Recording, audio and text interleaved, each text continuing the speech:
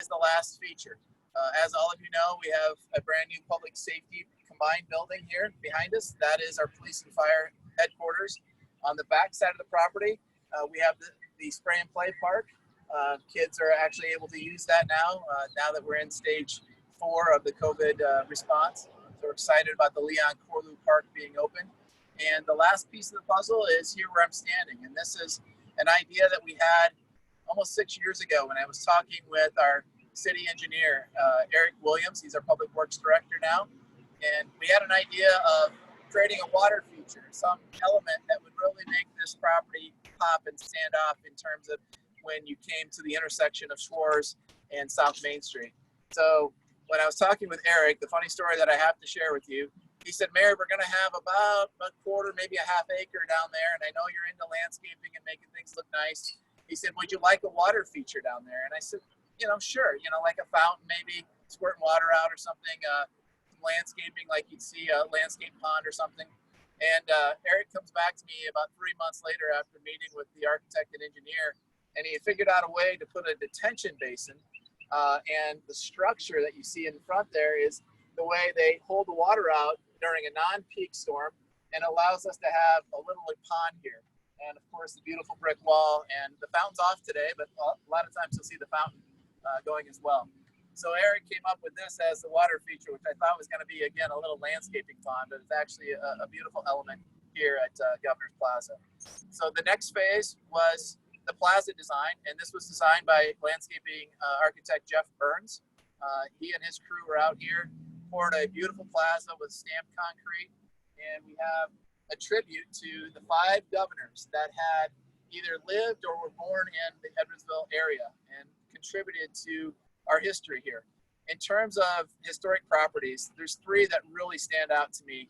One would be the old Polk store where Rusty stood, and across the street, the Lincoln School. Those are 2 I would combine as one particular historic site. The second would be the Stevenson House, which is just over on Buchanan and Colonel Benjamin Stevenson, and to have that home that he actually lived in restored and being used for tours and educational purposes is just a fantastic aspect to the city. And the third most historic piece of property, in my opinion, is this property, which accompanies about a 15-acre tract. It was originally owned by the Robinson family in the early 1820s. They were a very civic-minded family because this is one of the higher elevations of property in the city. They used it for civic gatherings, for community events. They own property that stretched from here all the way to Woodland Middle School, the old high school, and around to RP Lumber. So if you know the history of the Robinson family, he eventually partnered with Nitty Edwards in development. So they helped develop some of this area of Edwardsville, some of our first outside of the Main Street corridor to be developed. So the Robinson family eventually sold this property to the county, and the county used this as a poor farm. Back in the 1860s and 1880s, poor farms were areas that you could go if you were ill, or if you couldn't take care of yourself, or if you were needing assistance, whether it be food assistance or living assistance. And so many residents, less fortunate residents, were cared for by the county here on this property. And to me, that's a wonderful story about how even 150 years ago, Madison County residents and Edwardsville residents took care of the less fortunate. There is a plaque over on the other side. Well, it's actually out by the road here. And if you want to read about the poor farm and the contributions, it eventually became a tuberculosis clinic, a hospital, and ultimately a shelter care. And most of us remember the old shelter care structure that was here before the city bought the property from the county. So the neat thing about this property is it's been in public hands since the mid-1800s. And with this building and with all the new features, we could probably expect it to be in public hands for another 100 years. So a very significant piece. The last thing I'll share with you before turning it over to SJ was these plaques, which I would encourage all of you to come by and read someday. These represent the 5 governors that came from Edwardsville. First, it was Governor Edward Coles, and then Governor Ninian Edwards. We had Governor John Reynolds, Thomas Ford, and ultimately Charles Deneen, who served 2 terms as governor. So these governors all had a contribution to our community, to our county, and to every resident in the state. We had history students from Edwardsville High School put together the histories and the contributions that these individuals made. Some of them believed in open government and making sure people had access and process in that government. Some of them worked on things up in Chicago, like the canal, to make sure that Chicago was able to develop as obviously one of our premier cities in the United States, but at the time, was smaller than Edwardsville. So if you look at some of these contributions, read the plaques. Again, they were put together by Edwardsville High School history, American history honor students, and just the regular class students. And they took a lot of pride in doing the research and putting the words on these plaques. If the program's still running and you want me to read some of it, I will. But at this point, I would prefer to hand it over to SJ, and he'll give a personal touch and a local history touch to this plaza. Thank you. Thank you, Mayor. Thank you, Mayor.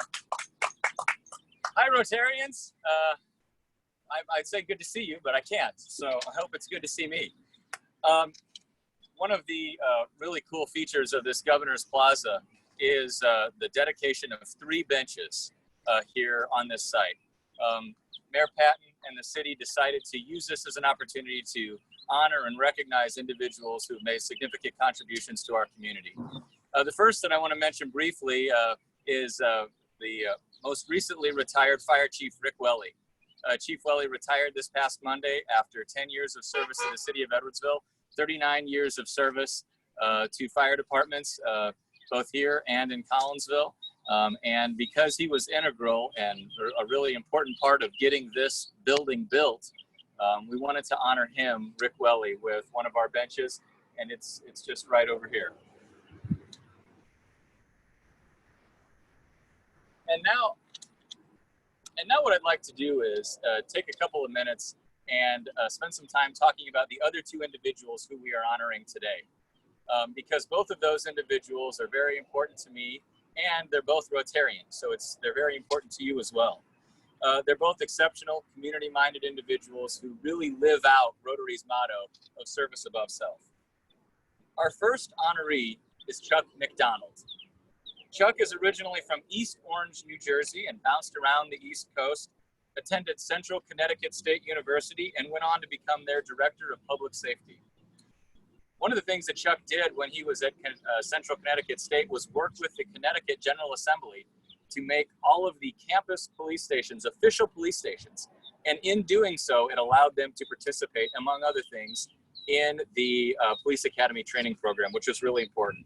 Chuck came to Edwardsville in 1979 to be SIUE's Chief of Police. And during his 20 years at SIUE, Chuck served as the president of the Southern Illinois Police Chiefs Association and the Illinois Chiefs of Police. He also served on the board for the Major Case Squad of Greater St. Louis and the Law Enforcement Training and Standards Board. When Chuck retired in 1998, and he continues to be the longest serving police chief at SIUE, Chuck has a long range of community service. He was involved not only with Edwardsville's Mobile Intensive Care Trust Committee and served as its past chairman. For many years, he chaired the Madison County chapter of the American Red Cross and served on the boards for Big Brothers Big Sisters, the Center for Autism, and the Salvation Army. As most of you know, Chuck is a longtime member of the Edwardsville Rotary Club, has many, many years of perfect attendance. He's a past president and a Rotary Paul Harris Fellow. So if you would, please join me in giving a round of applause for Chuck MacDonald.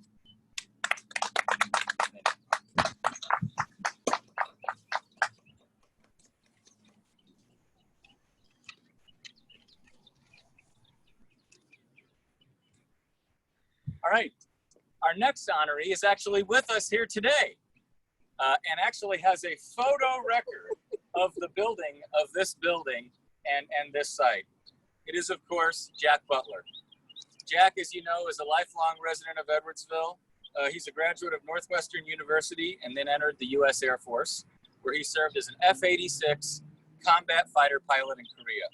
When he returned from the war, Jack joined his father's auto dealership, Butler Chevrolet, here in Edwardsville in 1958, which he operated until 1985. He then became a real estate broker and sales and management professional with Joe Meyer and Associates. Jack's community service has been described as legendary.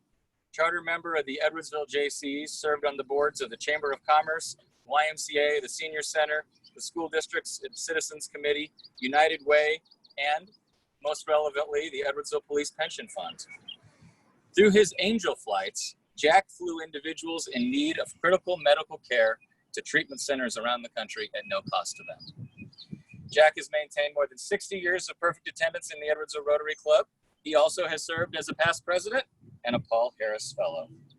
Last year, Mayor Patton declared March 10th, 2019, Jack Butler Day in the city of Edwardsville. Jack is joined today by his wife, Wilma Jean. Congratulations, Jack. Let's give him a round of applause. Your bench is right over here.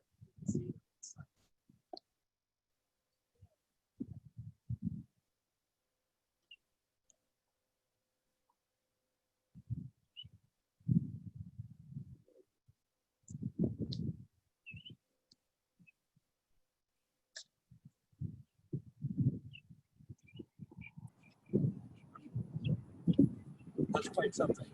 You're quite something.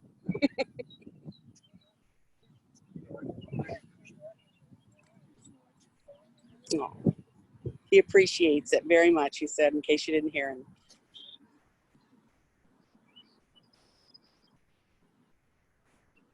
Are you smiling, Jack? I can see it in his eyes. Aw, aw. Aren't these things lovely? Yeah, yeah. Thank you very much. This is an honor that you bestowed on me a year and a half ago. The mayor named club named Jack Butler. I still have those banners in my home. My wife won't let me take them down. Right. But it's quite a tribute, one that right to the core of your bones. So, it's been a travel journey for me. I've witnessed a lot of things happen in that club over the years, and it's all been good.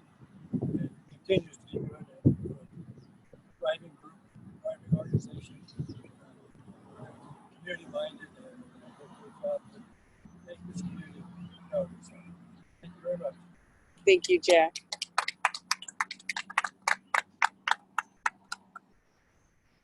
Okay. That was it, right? Yes, thank you, Rotarians. Thank you for sponsoring Jack's Bench. And Chuck, thank you and your family for sponsoring this one. Couldn't pick two finer individuals from Rotary to be on this plaza and be part of our community. So thank you very much for participating, and everybody have a wonderful day. Thank you. Thank you, Mayor. All right, guys. Okay, thank you, Mayor. And Chuck, Jack had an opportunity to say a few words. If you'd like to unmute, and I want to give you an opportunity to say a few things too, if you'd like. Just say thank you. Thank you. Yeah, I didn't realize chiefs out at SIUE for all those years. You've got to have a ton of stories to be able to tell All the other pictures and about all of those times. He has to protect the innocent. He can't tell any stories. We're going to have to work on that. But Yeah. Chuck, congratulations. Well deserved. And not only I'd like to thank Jack Butler and Chuck MacDonald on behalf of Rotary, but I'd also like to thank those who helped pull this off today. Mayor Patton, Walt Williams, Tina Jonassy, Gina Grebbing, and Masanda as well. There was a whole lot of planning and practice and trial and error to pull this off. Who knows, we might be having some more of these in the future, but thank you guys for doing that. Got a couple quick announcements for those of you that, let's see, I'm not sure that I see him on here, so I'm going to hold that part off to next week. Rebecca Ritchie, who's an Edwardsville resident, but belongs to the St. Louis Rotary Club, has invited Edwardsville Rotary members to participate in their Rotary golf tournament. And if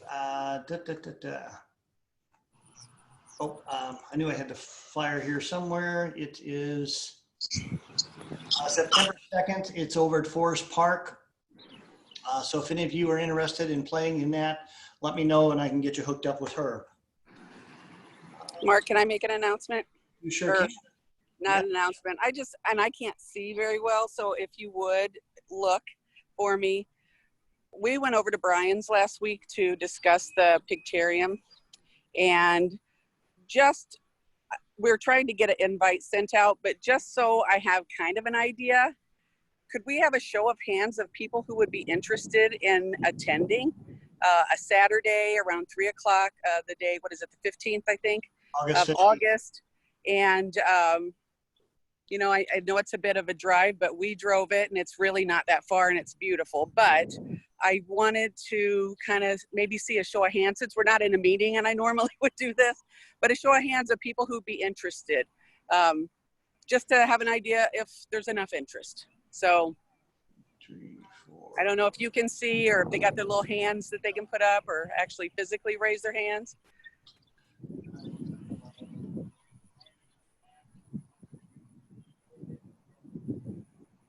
Let me know what you see, Marky Mark. I'm coming up with about 12, but I can't see anything on the screens where it's just names. Okay. Well, maybe do a chat or something. How many people are there today? Let's see on the chat. Yep. Okay. All right. Okay, sounds good. I just want to. I got to try and figure out this event, right? So it's worth it. It's worth it for me to figure this out. Then. All right. I'll let you go on with your meeting. I'm going to head back to work. Okay. Thanks, Tina. Thanks. Bye. And Gina, if I could turn it over to you to introduce our program today.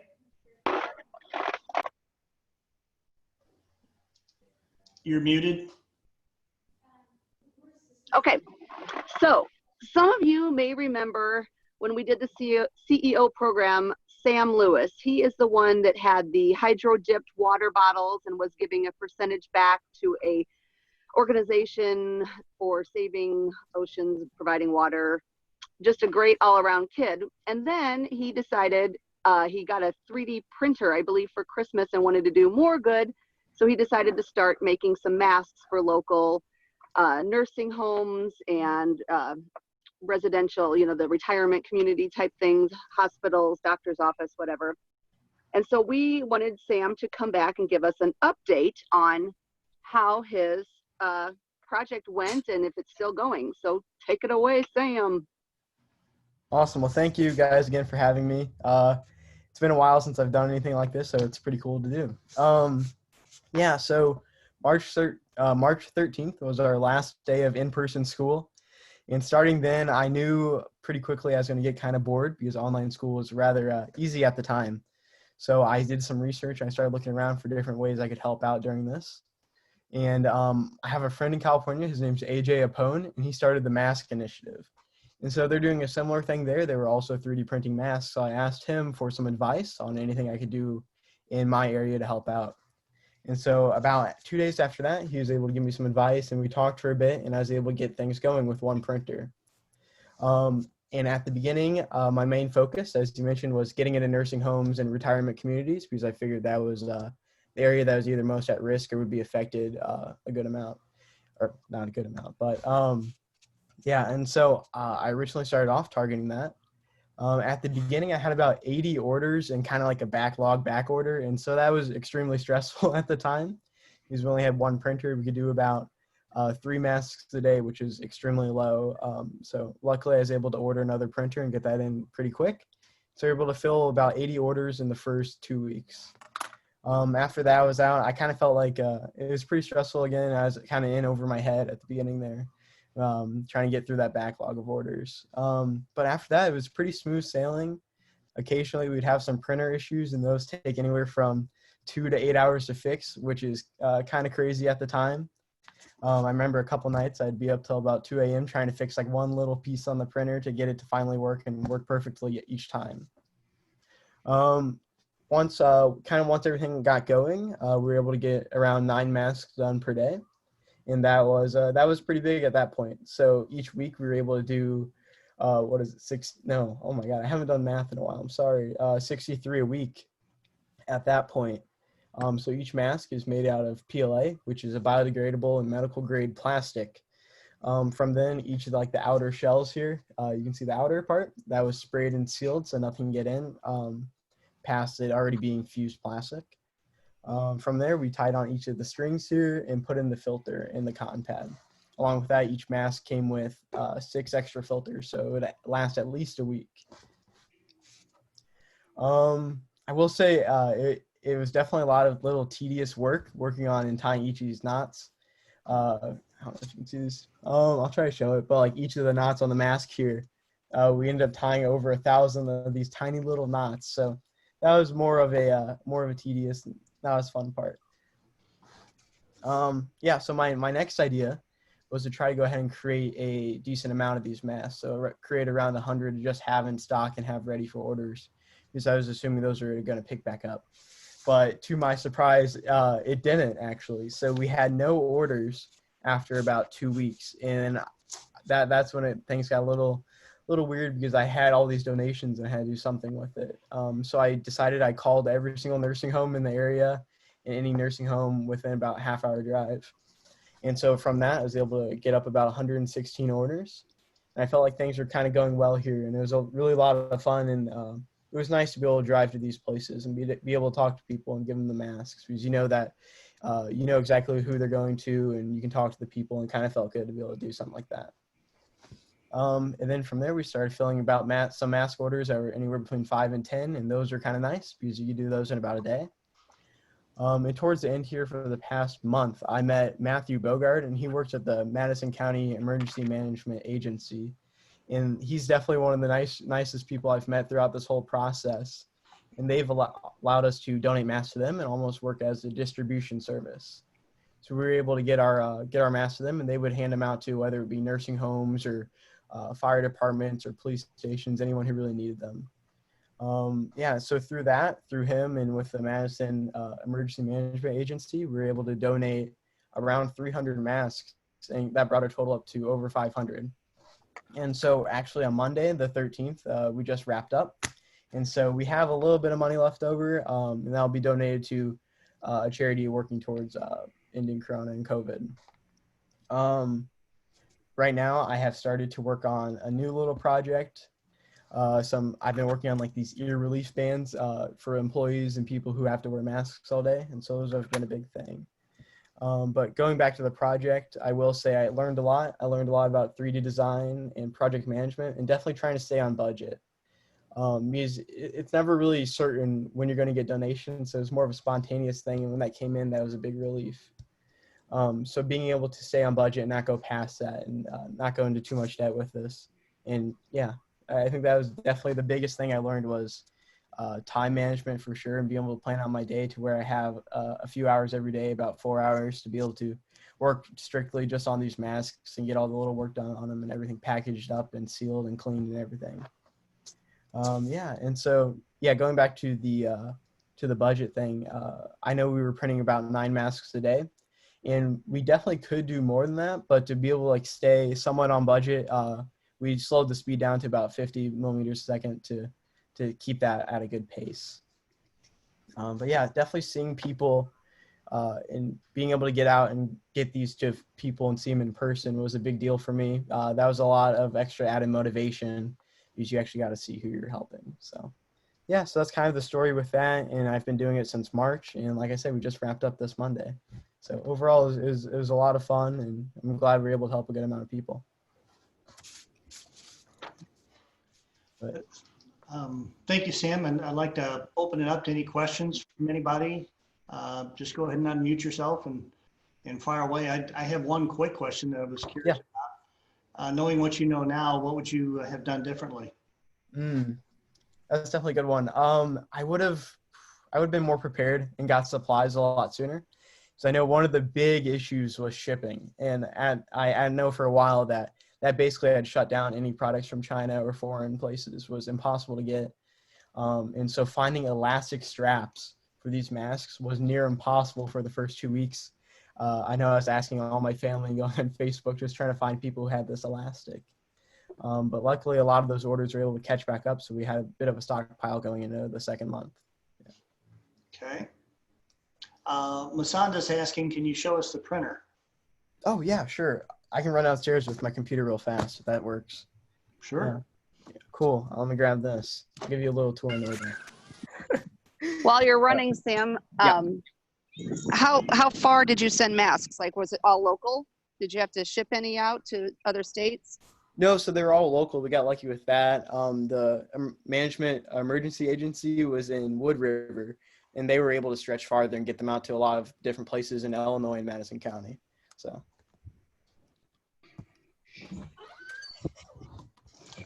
While Sam's headed towards the printer, I might share a comment from Tracy Dooley that she was fortunate enough to have met Sam during the CEO program, and he's amazing. Congratulations, and thanks for the time she got to spend with him. So I know for many of you that have interacted with those students, it restores your faith in the younger generation for sure. Cool. All right, so yeah, so we ended up having 3 printers. I know they look kind of boring right now because there's not a whole lot going on with them, but I'll turn them on. Yeah, so we ended up with 3 printers here. They're all Ender 3 Pro printers. Yeah, they can run up to about 100 millimeters a second, which would get the mask time down to about 2.5 hours. But like I said, we slowed that down a little bit to stay on budget. And so each mask ended up taking about 5.5 hours, or 5 minutes, 5 hours, 26 minutes is exactly what it was. So yeah, let me see. There's a better way to show this. But yeah, like I said, we have 3 of them. So each printer, you could fit 2 masks on it, but it ended up best to just fit 1. Because oftentimes there would be an issue or a little clog or something in the hot end, which is, which is this piece here. And that would allow the whole thing to get messed up. And that was about $5 of filament there. So yeah. Okay. Carolyn's wondering, what's the approximate cost of each mask? Yeah, so with the filters and everything, it costs around $4 a mask. Yeah. Unfortunately, when we first started, PLA cost were about $15 to $20 a spool, and that went up to $30 pretty fast. So, yeah. Wow. Have you thought about any other products that you're thinking about making? Yeah, so I started working on, I'm starting a design business in college with a few of my roommates. And so yeah, I've been working on some different portfolio projects to try to get more practice and everything. So one of the things I've worked on is, these are ear relief bands. And so it's basically for, right now I've been trying to reach out to different employers and people for their employees to provide like ear comfort. So it kind of takes the stress off the back of your ear and allows your mask to kind of hook onto it behind your ear. Yeah. Okay. Yeah, so that's one project I've been working on with that. Yep. How'd you create that? Well, honestly, my ears are a little sore, and I just thought maybe there is something like this, maybe there isn't, but I'll look it up online. And I saw a lot of people were making like sewn versions, and they're about $8 a piece. And I know these I could create for about 20 cents or less. So I figured I'd try to make it myself and learn a little bit of 3D design at the same time. I wonder, with as many people wearing masks today as there are, could that be sold as a separate product? Yeah, I would definitely. I think that'd be an interesting idea to look into for sure. Yeah. Okay. All right. I noticed on when I was reading your article in the Intelligencer, or the article about you in the Intelligencer, that your majors, what you plan on majoring in college, and one of them was like entrepreneurship. Is that something new? I'd never heard of that as a degree. Yeah. So I'm doing electrical engineering as my major and entrepreneurship as my minor. And so at Alabama Huntsville, having an entrepreneurship minor, they're now introducing a new program to where through that minor, you can actually take a course in different product development, innovation, along with, as a group, one of your group projects is to start a business and run that for a semester. So that will hopefully start up around next year, which will be very interesting. Yeah. So my really my ultimate goal in life is I want to really have a robotics company. I feel like that'd be the coolest thing to have and be able to do that every day. So yeah, so I figured electrical engineering, there's many different like avenues to kind of learn business and entrepreneurship. So I figured I'd do the electrical engineering in school because that's a bit more, it's harder to learn that way. So. I'm in a meeting. Sorry. let me see. Hold on. Yeah. Talk about the drone project. Oh yeah. So recently, for the past week, I started building a new drone. So the final product will be completely autonomous, along with having object detection and avoidance, which it sounds kind of fancy, but it's a fancy way of saying my original one, I crashed it a lot, and this one I prefer for that not to happen. So yeah, that's, I know that'll probably take at least another month to finish up. I'm not very good at coding and writing in Python and Java. So a lot of the code for it is actually open source. So I was very fortunate with that. So right now I'm working on some different 3D designs for that, and I'll get that printed out along with getting everything wired up here soon. Yeah. What plans do you have for your drones? What would they be able to do? Yeah, so it will have 5 ultrasonic sensors on it, which will allow it to detect distance. So like I said, that allows it to avoid crashing and running into buildings. Along with it will have a GPS sensor on it. So it'll technically be able to fly itself from a GPS coordinate to GPS coordinate. Now, in like a bigger picture, the way that could be used is I believe that drone shipping will be a huge thing in the future. I think that'd be something really cool to work on. So maybe making a prototype for that could work into this. Yeah. So the drone's more or less like a platform to kind of build off of and do different things with it, whether that's like land mapping or cinematography. Yeah. What kind of weight restrictions do you see on drone shipping? Honestly, so based on the size of the drone, if you were to have one that's maybe like maybe 1.5 feet wide or so, that could probably carry 5 to 10 pounds. So nothing extremely heavy, but like your average mail or your Amazon package for sure. Okay. All right.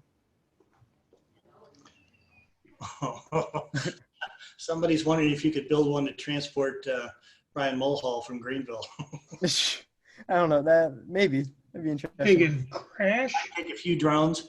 I definitely think it wouldn't crash. So yeah, so besides weather and all that, let's say we're a stormy day, that you obviously, there's a little bit of a restriction there. As far as water goes, it can mostly be watertight, waterproof. Yeah, so yeah, honestly, the bigger it is, it's able to carry like a bigger payload and a bit more steady. I know the only company to have a certified drone for this is Google right now, and that is in, I think, rural Texas.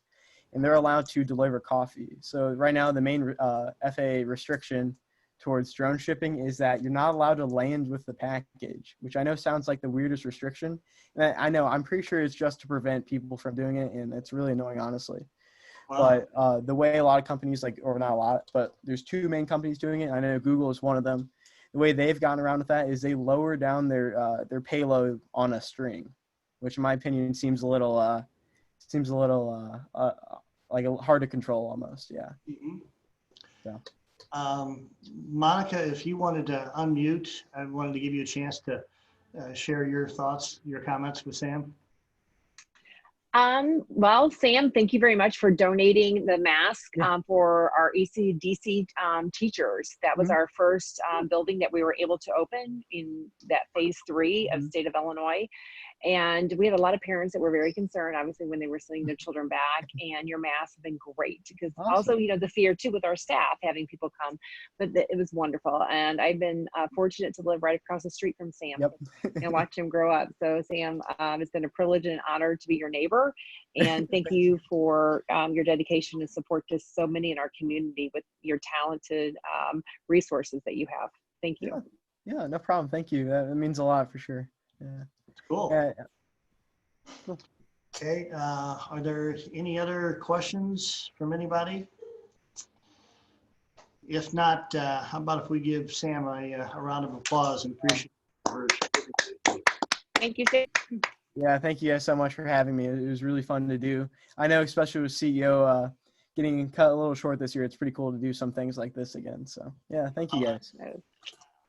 And there's a lot of folks in here that would applaud you guys' efforts, the way that you hung in there and adapted in spite of what was thrown at you. So that's pretty cool. And just hopefully that'll just keep preparing you for the rest of your life. And you're going to the University of Alabama, Huntsville? Yep.